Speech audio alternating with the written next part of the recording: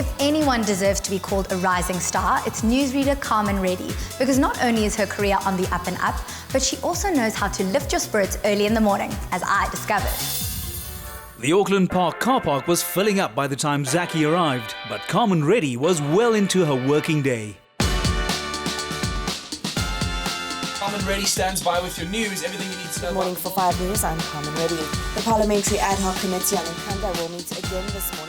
Those of you in the entertainment industry know that early wake-ups are a part of the territory. I'm up before 5 a.m. on most days, and I'm about to meet someone who also thrives on pre-dawn wake-ups, Carmen Reddy, and I cannot wait to find out how she does it. Hello! Well, we're busy right now, so let's go sit down and have a chat. Amazing! All these sparkly buttons. Very complicated.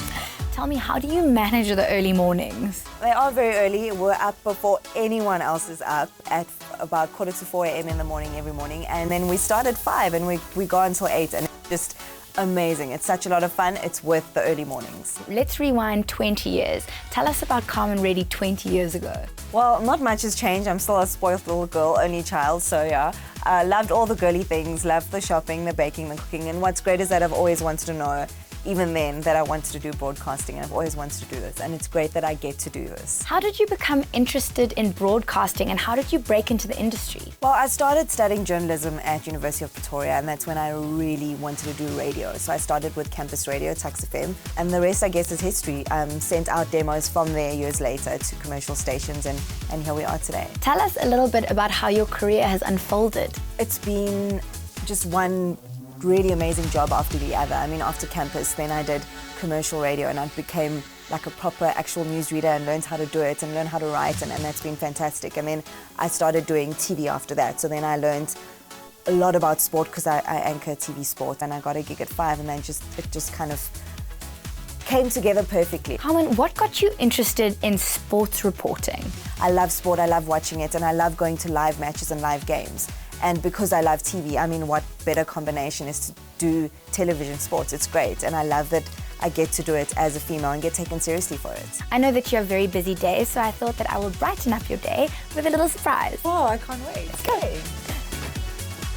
Being in the broadcast industry means that Carmen is in the public eye. But she does have some secrets. One of these is her culinary passion, and meeting celebrity chefs is a perk of the job she particularly enjoys. With this in mind, Zakky had arranged a one-on-one session with an expert confectioner. Welcome to my surprise. Hi ladies, how are you? Hi. Welcome. Today we have a lot of chocolate treats for you. I hope you're both ready. Welcome guys. Thank you. Today I'm going to be teaching you a little bit of chocolate work. We're working with dark and white chocolate today. So I'm going to teach you how to temper chocolates. And there you can see, obviously now it's the perfect temperature that we need to take it off. So now once you've sort of got it to a warmer consistency, you're going to put a few more little chips in that you're going to put inside. And these are going to help cool down the chocolate. Okay. So we want it obviously at about a room temperature. Carmen, what is it that you enjoy most about working with food? I think I'm a creative person, and working with food is being creative, and I just love that you can make something that's completely your own, and you can do stuff from scratch and you don't have to buy everything. So as you can see, as the darker chocolate's starting to melt, because of it being a higher grade quality, it takes a little bit more time. So I put in milk chocolate as well as the dark chocolate disc from Belgium. They're about 60%, so obviously we want to get that chocolate to that consistency where it's obviously going to have that crack effect as well at the end. What do you do to relax and unwind? Other than eat chocolate, Other than of course. eat chocolate. I love going out with friends, seeing people for lunch, love food. So I love going out and discovering new places, and love watching live music and live sports, of course. And eating chocolate. And eating chocolate. Most always. important thing ever. Eating chocolate. So now what we're going to do is we're just going to place it down. Same thing, we're going to carry on stirring. So that's the same chocolate, just grated. Exactly. Okay. So as you can see, at the end of the day, chocolate melts chocolate. So the more you obviously stir it, it allows the easier process for it to go. I wish fat melted fat. If only. Besides your clear love of chocolate, what is something that your listeners and viewers don't know about you? Well, that's the thing about radio. I think there isn't much they don't know about me. But maybe I'm not that much of a spoiled brat. I like to bake and cook and I can do homely things. And she's got big feet. Yeah, size 7. They're huge. She's got tiny feet. So now the first design that I'm going to teach you is a patterned effect. Okay. Okay, so we're just going to go across. So that's how you do it. Exactly. So obviously with you going into any of the professional kitchens, this is the sort of design work that you're looking for. From there, you're just looking for the acetate paper. Wow. And then that's obviously your design work Amazing. that you're That is doing at the amazing. end. See, we're just going to get some chocolate mousse, some piped out here. On chocolate. It looks amazing. More and more chocolates, obviously the better it is for you. Obviously just be careful because the chocolate mousse is quite tough. Now comes the fun part. Now's your guys' turn to do it. Yay. Finally. Alright. Carmen, how did your parents influence your career choice and life?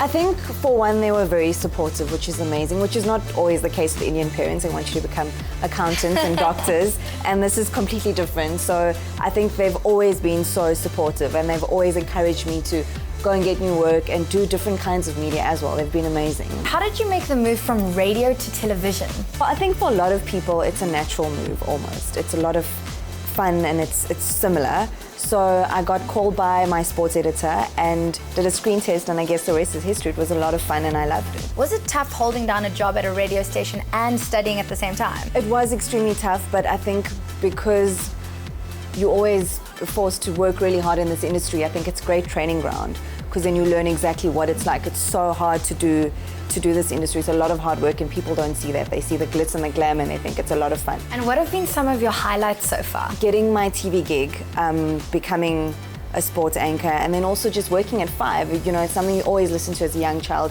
You always want to do. It's a dream come true, and it's been one hell of a ride. It's amazing. And what do you enjoy most about your job? I think the fact that it's live and it's immediate and we get to interact with so many people all of the time. That's the best thing. We're part of our listeners' lives and they're part of our lives. And it's like having friends every day for 3 hours. It's great. And what do you enjoy the least? Waking up very early. It sucks. No one else is up. You can't bother anyone. It's got to creep out the house. So yeah, getting up early. The chatting stopped for a few moments while Carmen and Zakky put theory into practice. You're an excellent piper. I know, right? No gaps. No, none at all. Okay, ladies, there's a little bit of your design work. Enjoy. Thank you. Thank Can I you. grab that one? Cool. Amazing.